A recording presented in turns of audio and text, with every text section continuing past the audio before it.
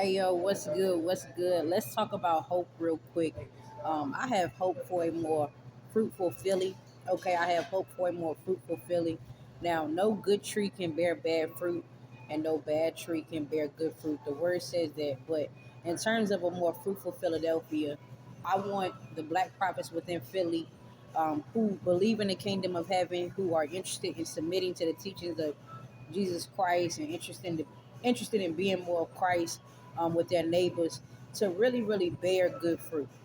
Okay, now a huge part of the Gospels, Matthew, Mark, Luke, and John, which is actually the teaching of Christ, which is actually kingdom of heaven living and thinking. A huge part of that doctrine is faith and living by faith, working by faith, walking by faith, ministering by faith, believing in what you have yet to have, and then doing work and your faith being the evidence of the results happening in your life. So, for instance, for me, one thing I'm ministering right now in Christ in Philadelphia by faith is the importance of examining yourself as a black prophet. I have written countless ebooks, done countless videos. I've borne good fruit publicly and also privately about the importance of examining yourself as a black prophet. Now, I'm not a young black prophet that likes to really socialize with people my age. I don't really want to be in the mix. I don't really want to know everybody. I just moved to Philadelphia last year. I'm not interested in seeing where people my age hang out, all that stuff. I am a forward thinking, leadership oriented young black prophet who's getting ready to hit 30 in about 3 years, that's really focused on helping black people have higher quality lives. I have lived by faith before. I have experienced the abundance that comes with doing the Lord's will, living as a child of God, being obedient and submissive, and apostolically shifting a territory to a place where people believe that you can do something different with your life and it be okay.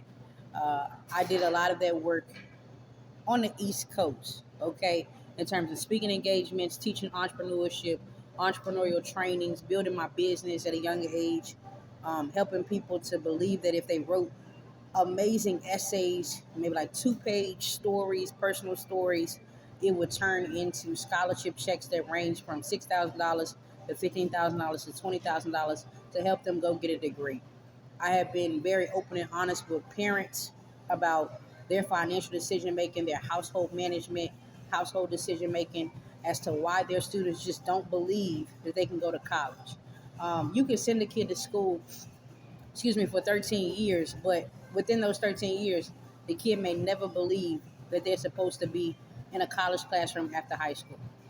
And if their parents didn't go to college while they were going to school or throughout their lifetime, then it's hard to directly connect a sense of self esteem, self worth, self confidence to you actually going to college and being a first generation college student if your parents did not go to college. And if college is not something that's discussed or highly regarded within the family circle, then the concept of your personal success being heavily supported almost seems rare. You know what I'm saying? So a lot of my work within different communities and different territories on the East Coast has been giving hope, really believing for what you have yet to have, really having a strong desire. Hope is really having a strong desire for what you have yet to have, okay? Giving people hope for college. Like, yeah, I have a desire for college. I've yet to be to a college campus. I haven't gone to a college campus. I've yet to see the differences between majors and minors, the lack of education, lack of preparation, the lack of exposure, the lack of awareness. It really harms and hurts a lot of younger black prophets and academically successful students who really would excel in a college classroom if it didn't seem like such a big feat. Now, when we throw in the financial factor, yes, the conversation shifts to more of parents because students don't naturally chase money or try to earn income. But I do have hope for a more fruitful Philadelphia. Now, in Philly, the culture is very different, and college is not something that's as heavily regarded. There's no reason for me to ask my neighbor in Philly when we are inner city prophets and inner city black youth, black younger people, black younger adults. have you been to college? Like, really, we live in a major city. If you went to college, cool. If you didn't, you didn't. But if you can't manage life in this city, you really falling short and you're really failing. So for me, when I started to think about what would my work look like in Philadelphia, what would my um, desire for Philly be? I have done work like this in Georgia, in North Carolina, Northern Virginia, DC, Maryland, Virginia, Southern Virginia, um, let's see, a little bit of New York. I've done work regarding hope, having a strong desire for what you have yet to have. As I approach 30, just relocating to Philly, my hope for Philadelphia is that the prophets within Philadelphia begin to live off a sound doctrine and overcome poverty, um, and really, really learn how to live within this city as a black person, as a black believer, as a black prophet. You have to believe in the kingdom of heaven if you're living in a major city. Okay, I'm just gonna keep it a buck with you. You have to be more focused on submitting to the teachings of Christ as you build the life you want to have within a major city.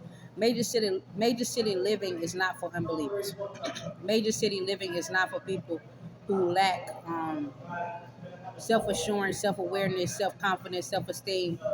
Major city living is not for small-minded people. You know what I'm saying? If you live in a major city, Atlanta, Georgia, Baltimore, Maryland, Washington D.C., Philadelphia, Pennsylvania, Manhattan, New York City, New York, Brooklyn, New York City, New York, Flatbush of Brooklyn, Canarsie, like whatever you like. If you live in a major city or area, a neighborhood where a major city is located, you've got to learn how to think bigger.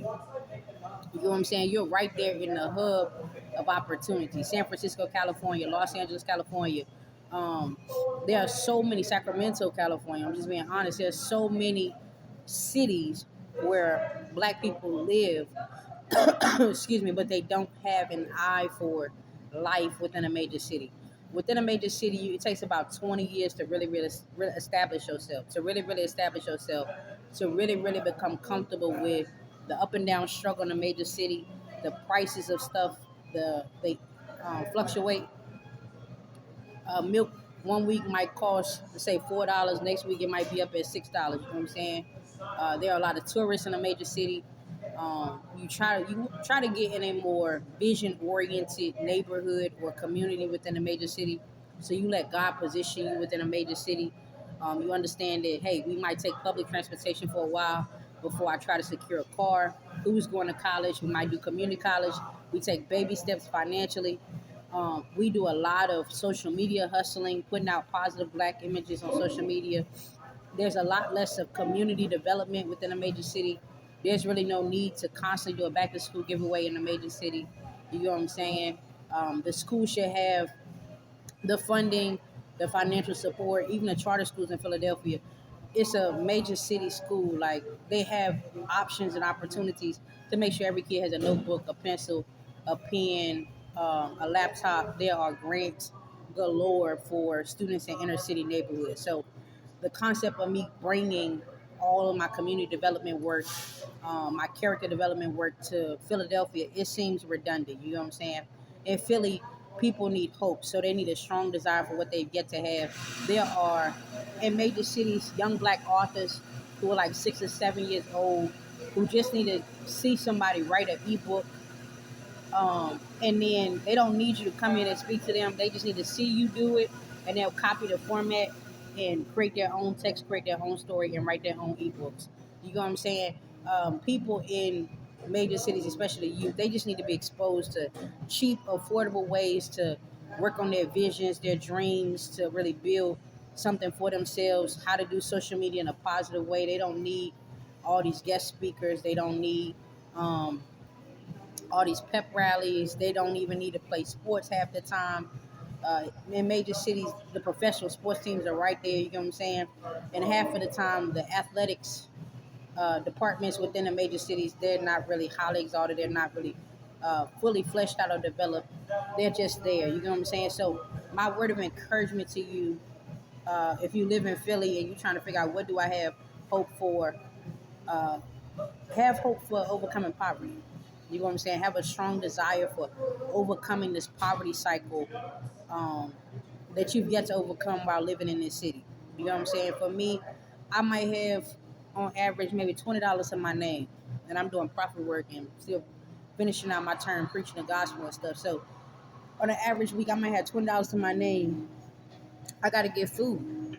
I'm going to ask for food, but for me, at 27 years old, knowing I'm establishing myself in Philadelphia, life-wise, I'm always producing art, always on videos, always working on my music. I'm right below New York City. I'm learning how to write, learning how to speak, learning how to create. I'm not looking for someone to pay me $5,000 to do a speaking engagement. That business model I had through Dope for Degrees, which originated in Northern Virginia, 45 minutes from DC, was destroyed due to the pandemic. So me redoing the business model and the external output structure I had for my gifts, I got to get back to the basics of habitually working in my gifts so that I bear good fruit. You know what I'm saying? So I'm going back to Christ, and eventually you'll see more of a worldly touch on my art. But eventually I'm gonna start drawing and really, really hustling and grinding like I was 15 or 16 years old, and just bearing good fruit and talking about my reality within the city. Young black conversations. Oftentimes in urban outlets or urban neighborhoods like Philadelphia, New York City, Baltimore, Maryland, DC, the youth really talk about real life issues because that's what they go through. The impacts of poverty. Are name brands really that important? Do I have to be so wild and carefree and careless? No, I really prefer to be intelligent. Which authors are trending in terms of impact? Who can write? Who can't?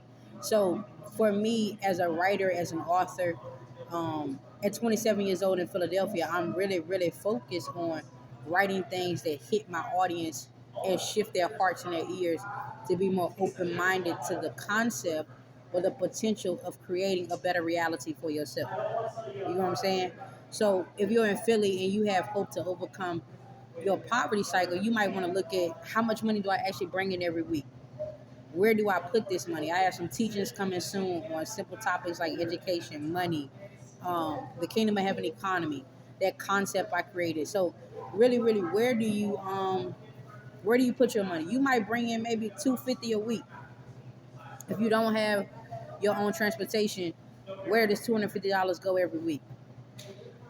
How much money does it really take for me to get to the grocery store, get some groceries for the week, budget out my resources, maybe take advantage of the city food resources to make ends meet, and maybe I put $50 or $25 into buying a good book to help educate myself.